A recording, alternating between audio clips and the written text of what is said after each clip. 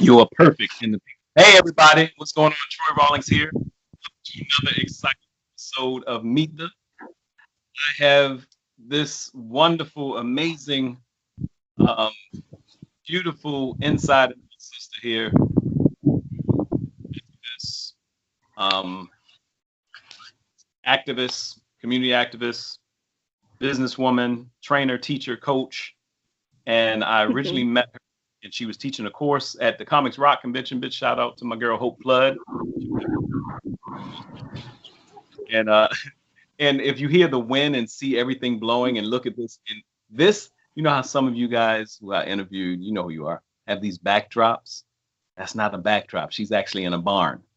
Give it up for Sherita Herring-Oglesby. Oglesby? Oglesby, yes.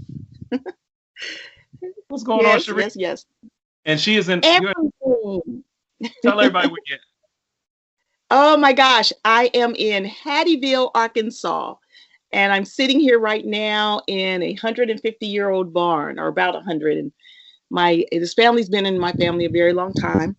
My grandmother was 82, I think, when she died, and she was one of 13 siblings that was born in the old house that's right there.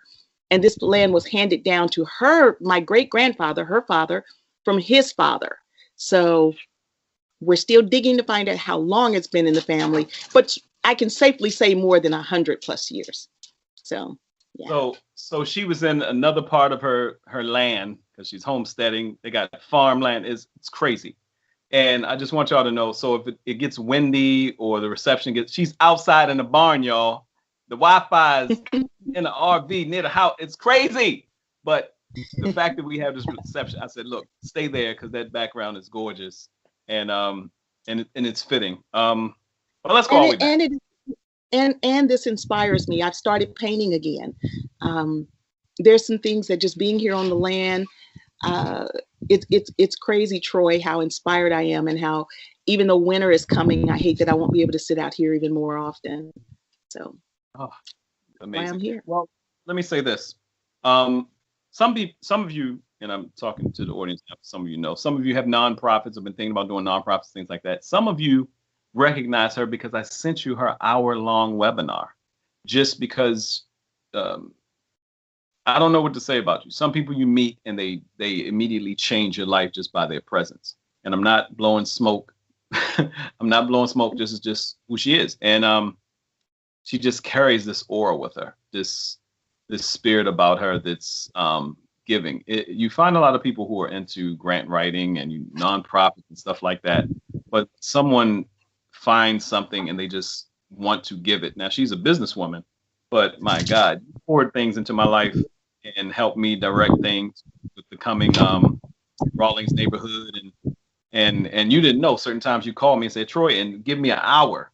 And like, what international coach calls you and gives you an hour free coaching and say, okay, I'll talk to you later? Like, but that says about who you are too, though. You're magnificent.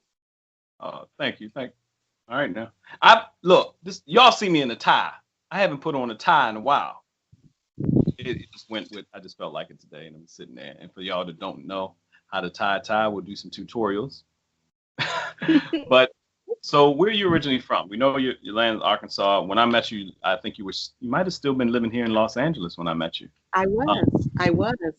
I moved to Los Angeles on July 19th, 1988 is when I pulled into Los Angeles with my 2 young sons, had no job, didn't know anyone except the great aunt that was letting me stay in her duplex for 6 months before I had to pay any lease to her. And so, and then after 30 years, decided that I wanted something more. My husband and I both wanted to live more in small town. And so that's how we ended up here in Arkansas. That's a whole nother story. There's so much more that's to that. But yes, born and raised in the city. We'll have to do a part 2.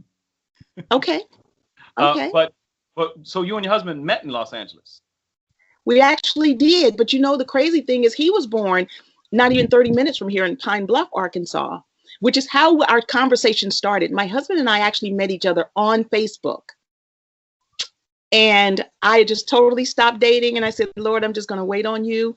And you know how I realized that I had been poked, and I went, and it was all these pokes, and I'm just going down, delete, delete, delete. And my son was there, and I said, what is poking? And he said, Ma, that's people saying, hey, how you doing? He said, now, if it's a dude you don't know, he's saying, hey, how you doing? So I was like, okay. So I went over to his page because something about him made me stop. And the way I look at it now, I know it was nothing but God, because I'm deleting everybody else. And when I get to him, I go over to his page.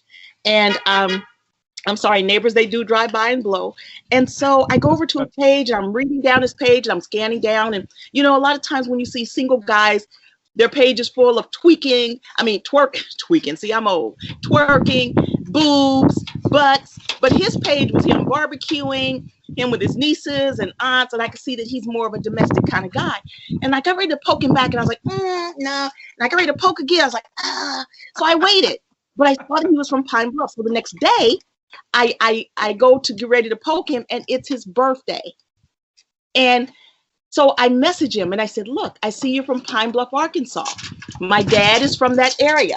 Maybe, look, my cat, look at this. My cat is literally climbing up in the barn. Don't even worry. She's in a barn. She's I'm in sorry. a barn. Don't get all And this. so, This is real time. This is really happening. Get down.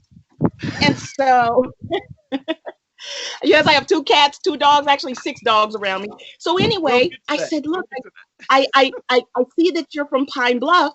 My dad's from that area. Maybe we're cousins. He messaged back, I sure hope not. And I was like, oh, I was worse than a teenager. He and I got on the phone after messaging a little bit. We talked for 14 hours. And that was on February 5th, which was his birthday, 2016. Now, look, that was 4 years ago. My son was going to have an art opening 6 days later at the African American Museum. And after we had been on the phone all these hours every day, after about 6 days, I said, why don't you meet me at my son's gallery opening? And he came there, and we've been together ever since. And now we're married. And so, see, there's some wonderful stories. I thank God. I'm a romantic dude. I'm a romantic dude. And mind you, I won't even touch on, because you wouldn't believe how old she is if I told you so. Because you look like you're a young. I don't mind. I will be 61 this coming Sunday, November 8th. I will be 61, a week from today. And I'm saying that because sometimes now you're gonna get me into the other side of me, the relationship side. Now, I'm saying that because a lot of people talk about giving up on love or giving up on this because you've been through so much, because you're just this point in life and this, that, and another. But I like that you said, I felt like a teenager. And I tell people, it better be giddy at the beginning, because you're going to hit some rocks. You better be excited. Yeah. You better be super about it. So, but also finding somebody, because you told me something key, and I'll get to more about your business side and the grandson. But you told me something key. You said, Troy, I wanted someone who would be cool with living on a farm. You said you wanted the next piece. You had this vision in your mind about, and I forgot when you said you found out about the property and how that all came about. Like I said, we got to do a part 2, because that in and of itself it's an amazing story. Oh, yeah. But I want to just, that's a blessing to someone that is like, well, I no. She was on Facebook, and it was just, but it wasn't like, now I'm not telling all y'all to run through your whole Facebook like 500 dudes. He's with a family. That might be his family. So calm down.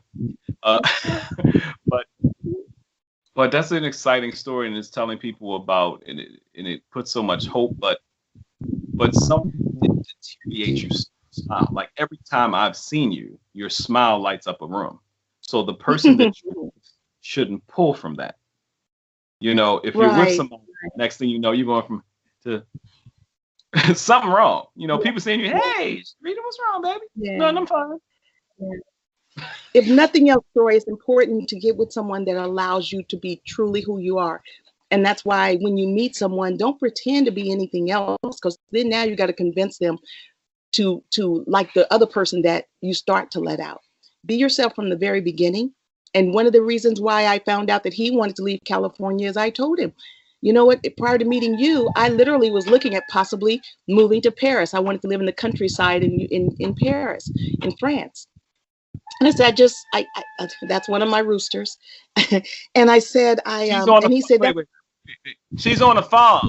Y'all ain't understand what there's Wi-Fi, and that's why I'm letting it, she in a barn on a Sunday. yeah. Her place looks like CBS Sunday Morning behind her, y'all. All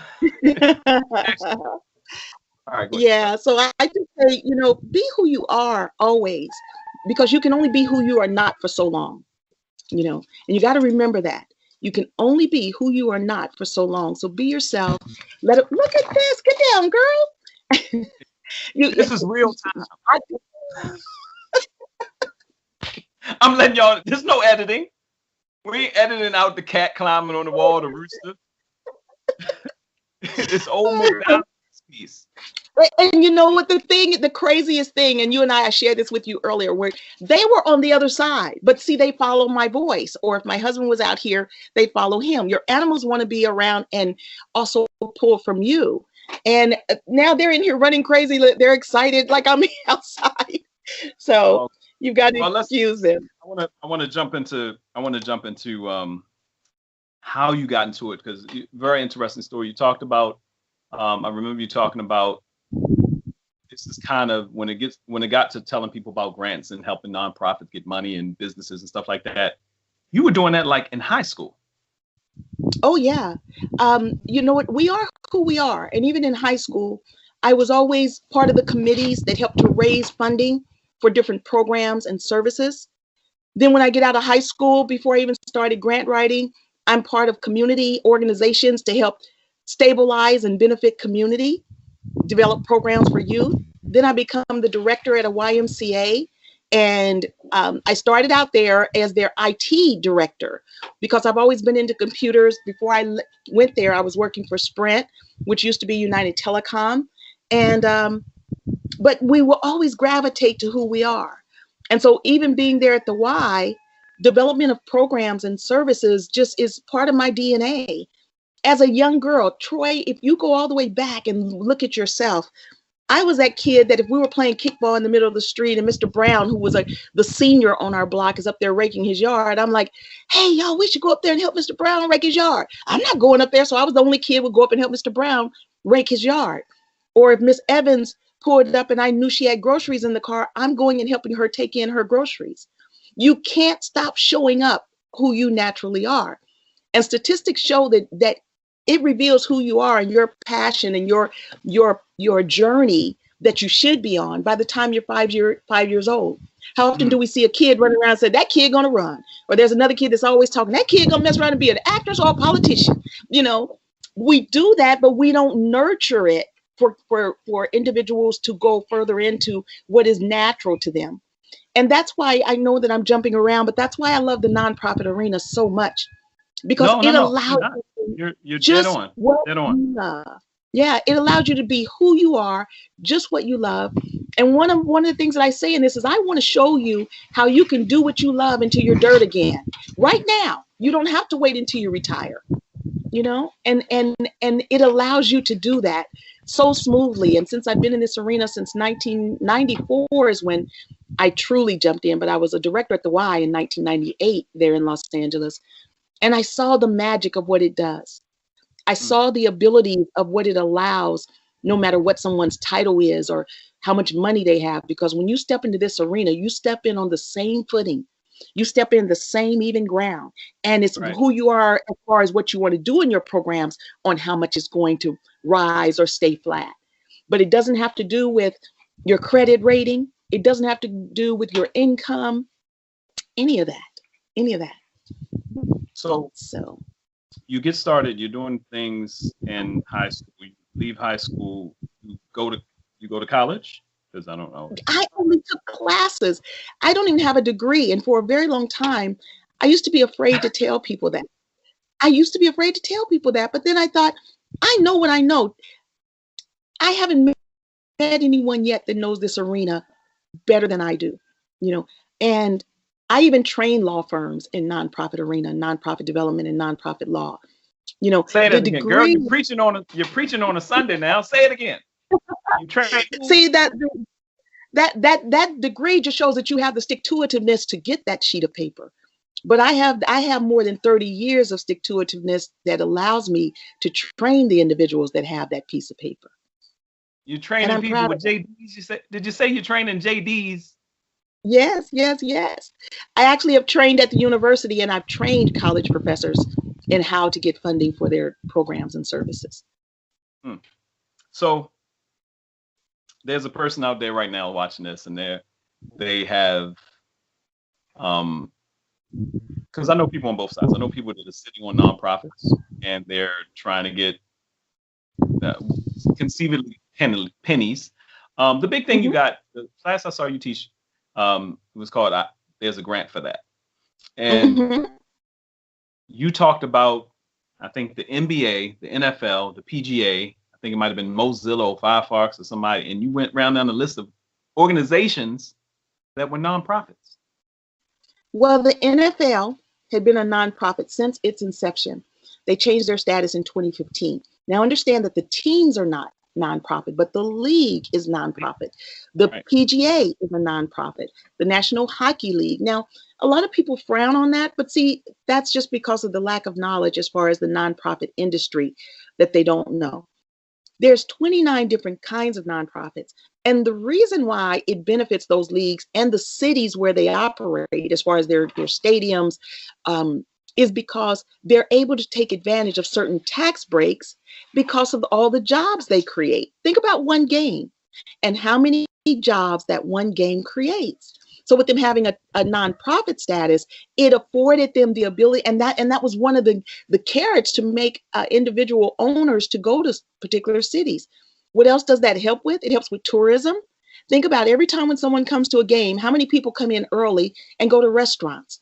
Or if they've come far, how many of them get hotels and stay overnight? Not to mention all of the people that work at the stadium, and then not to mention all the people that the jobs and businesses that is keeping afloat outside of the stadium, from straw makers to cup makers to the individuals delivering the beef so that it can be cooked there. I mean, just think about it. But people don't think about that. Plus, they don't realize the significance of the nonprofit arena and our GDP, the gross domestic profit of the United States. The nonprofit arena is the third largest business sector in the United States, only behind manufacturing and retail. The third largest. Now, what else that should show people is that nonprofit doesn't mean you can't make a profit. Nonprofit just means that it is a non-stock corporation, but it is a corporation. It is a business. Okay. And I told y'all, if y'all see me looking down taking notes, that means you should be taking notes. But this is going to be on IGTV, YouTube, everywhere, so you can share it around and stuff like that. And I had to ask Sherita. I was like, are you still doing? And I asked was she still doing what she was doing, because it seemed when someone's a Michael Jordan, Tiger Woods, Simone Biles, the young little whippersnap. Yeah. You know, when they're that Michael Phelps, when you're that good at something you do, it looks effortless to the point where it looks like that's bringing her too much joy. She's doing that too well. Okay, what else do you do? And one time I called her, she was like, well, Troy, I do a lot of speaking and I'm training people, but she's speaking with like Les Brown, Lisa Nichols, and people, you hit the road. Well, of course now you're not hitting the road as much.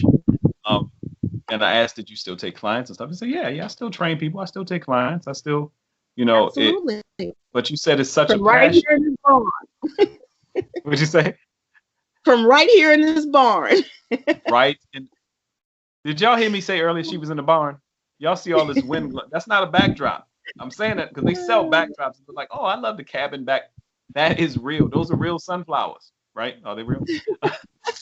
There was a cat. Y'all missed the earlier part of the interview. There was a cat. That is 100-year-old plus wood that I didn't want to get rid of. That I told my husband, do whatever you can just to shore this building up. So when I tell you, gorgeous background, gorgeous things. But I love it because, like you said, you're being yourself. You're flowing in your passion.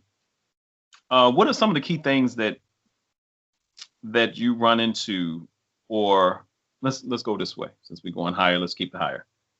What's one of the greatest success stories you've seen with somebody that just had an idea of a nonprofit and you helped them take it over the edge? Well, a lot of people know her, Lisa Nichols. Mm. Lisa was like my baby sister. I actually named Motivating the Masses while we were standing in line at the county registrar's office. And I'm filling out her paperwork. And I was Lisa's first business coach. And I named Motivating the Masses. And at the time, she was working for the girls club when I met her. And then we actually beefed up her resume, and she got this job with Connie at People Who Care Youth Center.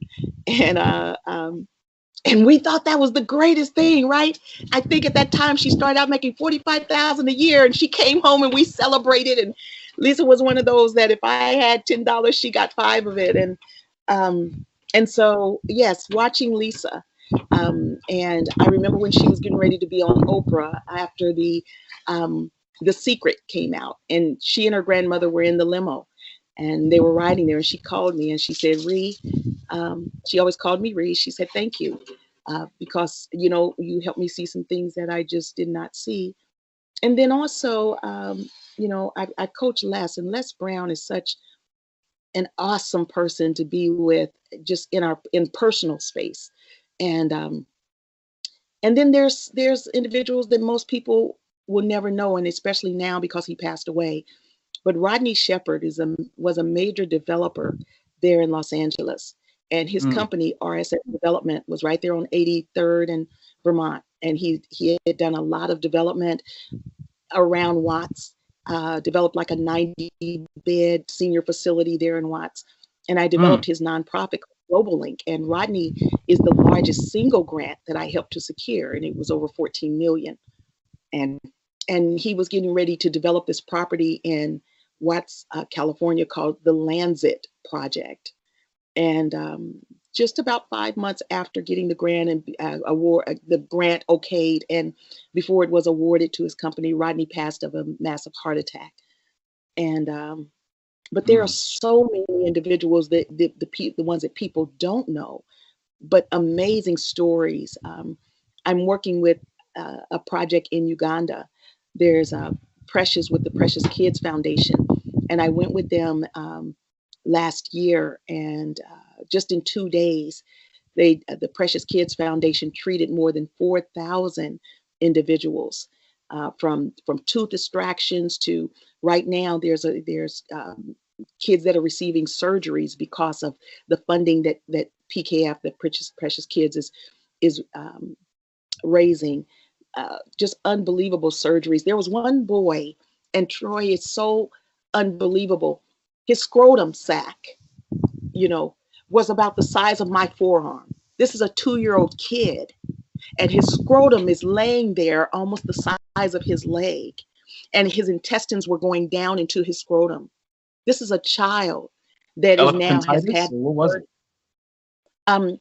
I forget what it's called, but the intestines were actually going down into his scrotum. I forget what it's called. But he's now normal. And because of that organization, that surgery was done. I mean, there's just, I've raised over 30 million. My organization alone has developed over 600 organizations operating globally. So I could go on and on and on about the no-name individuals that people don't know, and the thousands of lives that are being impacted just because someone cares, because of the social entrepreneurship that continues to happen under this arena. So, yeah, I could take up days giving you stories. I love it. I love it. So at this point in time, you're still, I don't know, this seems like it's something, you hear about people making their money, making their chunks of money, their tens of millions of dollars. You hear about Warren Buffett saying, and all the billionaires talking about how much money they want to give away. And I know they've been doing philanthropy throughout their lives, and I wouldn't not think that. But it seems like you started like that. Do you ever retire? Oh, yeah. Do you ever retire from that? No. That's like retiring from who you are. Now, speaking of Warren Buffett, there's a video out that he talks about. First of all, you got to go look at the Giving Pledge. Go to givingpledge.org, givingpledge.org. And that's where almost 200 billionaires have signed a pledge that they're giving 50 to 90% of their wealth away from now on. That's added over 900 trillion billion, 900 billion to the nonprofit arena annually. Okay. See, most of the time when people think about funding and grants, they only think of government grants, and there's so much more. But one of the things that Warren Buffett says is making money is easy. He says it's easy for him. The hard part is giving it away. And not that he doesn't want to give it away, but the hard part is giving it away to organizations where his ROI is going to be realized. When I say ROI now in the for-profit arena, ROI is return on investment. But in the nonprofit arena, I like to use ROI for return on impact. He wants to give to organizations that are going to have an impact, not getting money back. And so that's all a grant proposal is, Troy, is it helps an organization to write a clear and concise plan that's going to show how they're going to have an impact. And the grant funders, which are also investors, they just want to see a good clear-cut plan to show that their dollars are going to make a difference, not that they're giving the money to get a return from their money after 3 years or 5 years, like in the for-profit arena. So a grant proposal is what does that. It's like a big fat resume to show that you're going to have impact. Okay.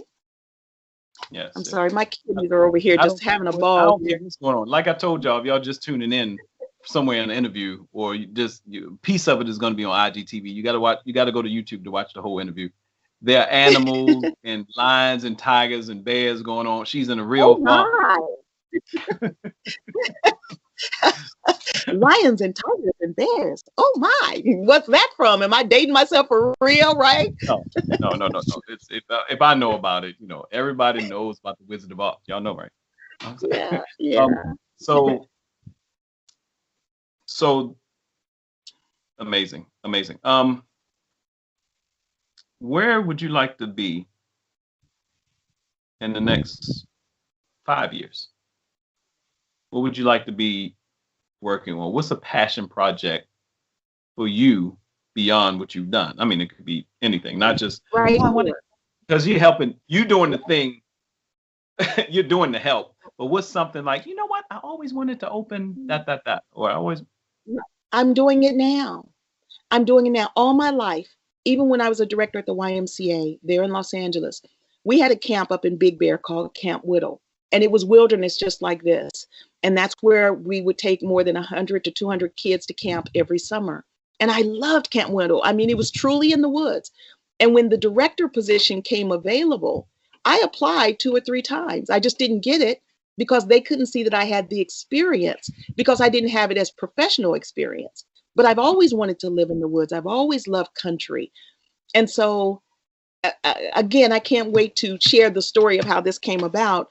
But I'm doing it now. And I have helped develop programs all over the world, from youth programs to horticulture, gardening. And that's why right next door to here, I have a greenhouse, because it's something and to touch on that, I want you to, share.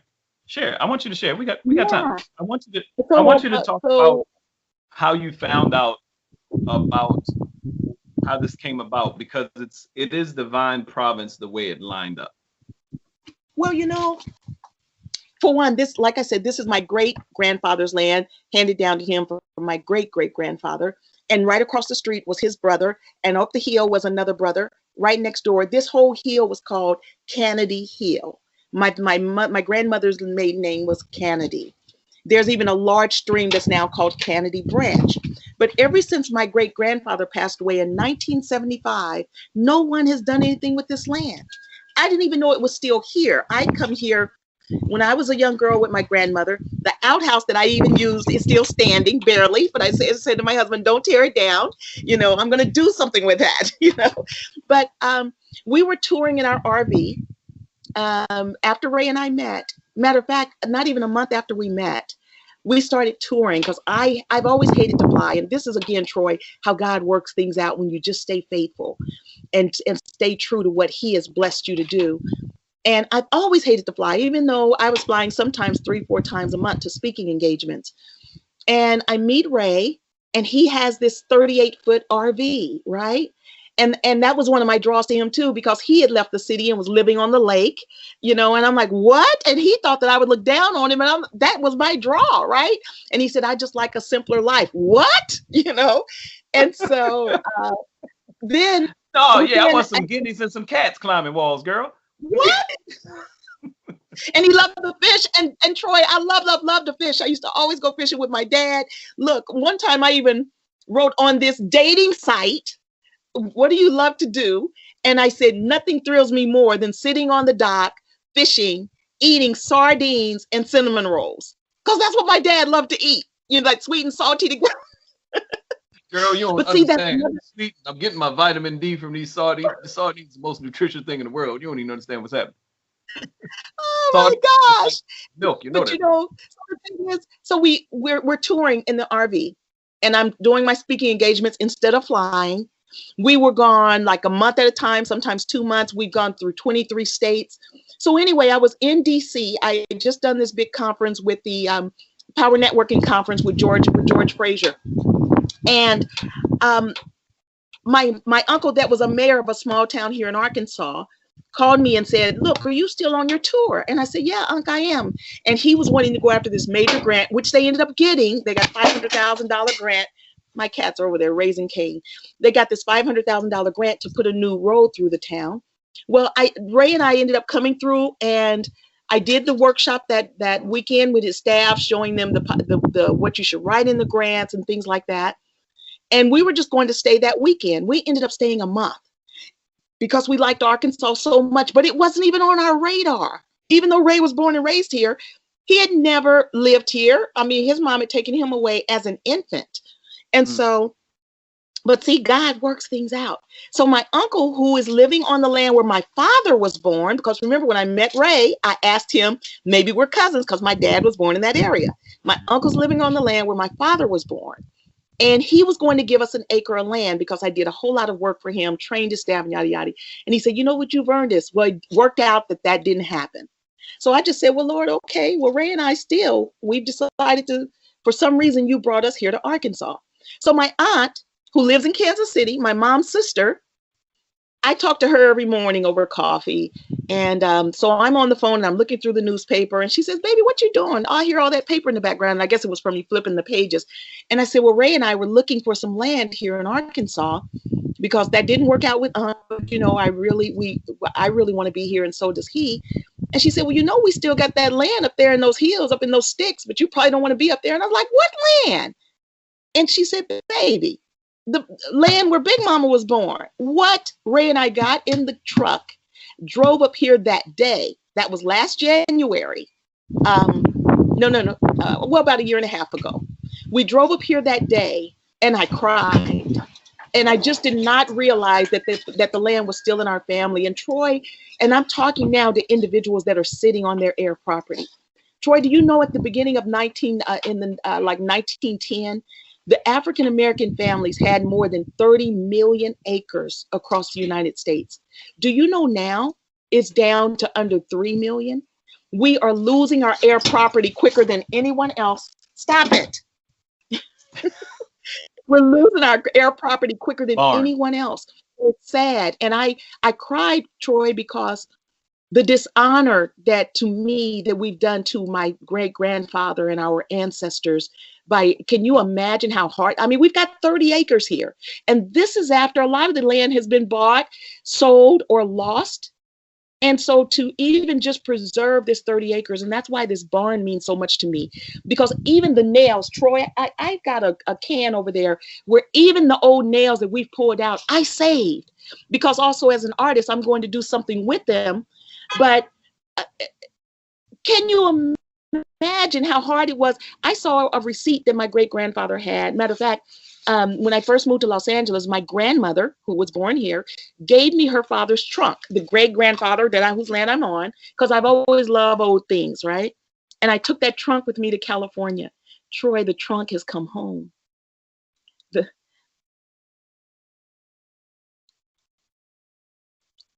When you just stay true to who you are, when you just work with what God has given you, I'm telling you, God does not do things just because.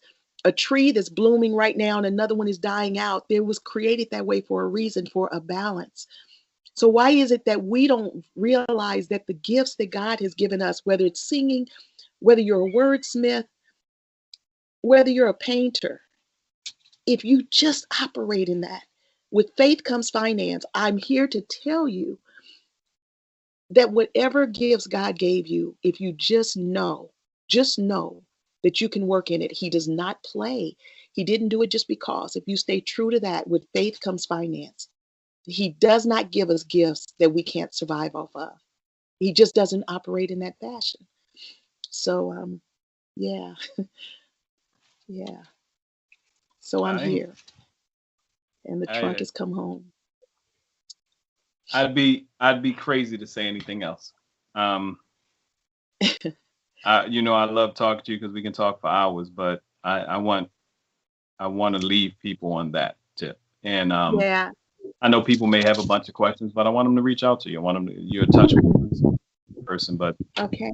That was that for me was my sermon for anybody. This 2020, that was probably the most. Thank you. Thank you. Thank you. Thank you for being you. Thank you for being so loving, so caring. Tell people how to get in touch with you. Tell people how they can reach out to you, how they can get in touch with you, talk your company, your website. Well, they can go to my website. I know it's a long word, but it's philanthropyalliance.org. Philanthropyalliance.org. And matter of fact, my new blog is launching today. It's called Yo-Yo. Yo-Yo stands for You Are Your Only Limitation. And it's going to be launching late this evening. And it's not only about my life and taking chances and being who you are, but there's and I need to do an article on you because there's a section about love and relationships, and it's never too late. And it's about Ray and I. My husband Ray is also an absolutely phenomenal grill master. You've seen his grill. Matter of fact, some people ask where we're going to do cremating because his grill is 9 feet long.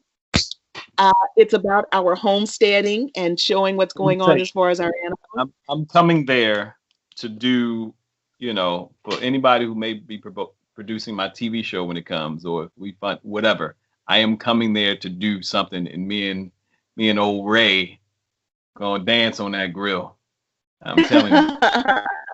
Yeah. Grill, I saw that grill. I was like, but amazing. Yeah. Amazing. Yeah, so when they go to my website, there's a subscribe button. And if they subscribe, we send out free grant information. I send out information about business development. They'll get information about our regular blog. And so, yeah, go to philanthropyalliance.org. Now, there's one thing that I also want to say to you and to most individuals that are like you and I. When we're giving individuals, there's a term that a lot of people go by as a social entrepreneur. But also, Troy, you should have on your website that you are a philanthropist. See, people think that you only use that title when you're a Bill Gates or a Warren Buffett. No, philanthropist and philanthropy is when you are a giver, when you have a life of giving, when you make a difference with people. And it doesn't matter the dollar amount. It could be that you are a habitual volunteer. You are a philanthropist. And Troy, the moment you start wearing that title and it starts appearing on whether it's your resume, your website, it should be on everything.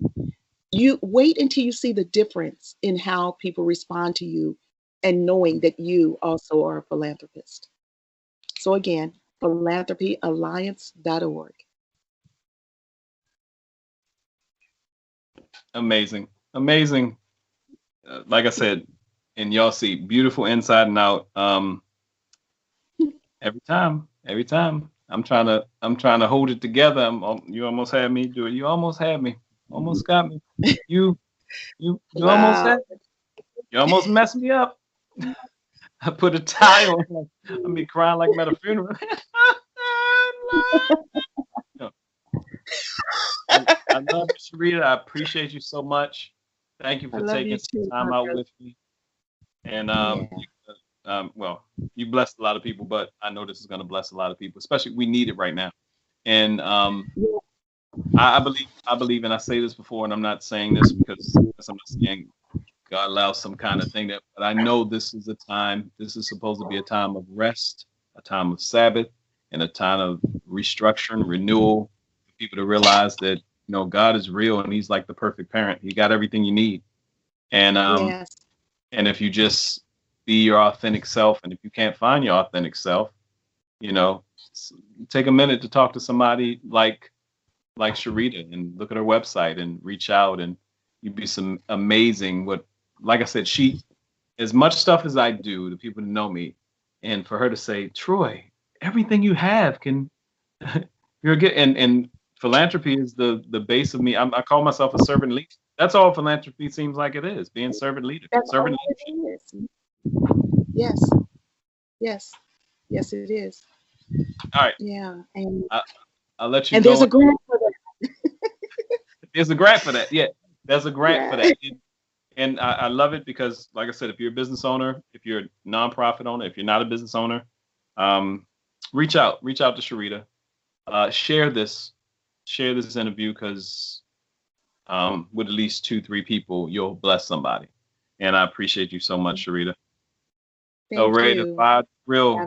I got to set a time, but we're gonna dance on that grill. I'm gonna bring Yeah. Zoe, and we're gonna. We will love it. We will love it. And we're making room for you.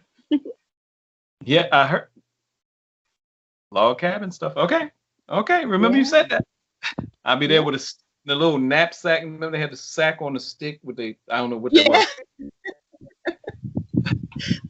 Like you were running away. I gotta say this. My cousin said that my little white dog Joy, Ray and I have had her since we met, and now with all these other animals, she says my dog Joy calls her and says she's gonna run away. She said, "Girl, you could picture her walking down the street with the little stick, with the little red, bandana filled with her little stuff, her little dog food. She's gonna run away."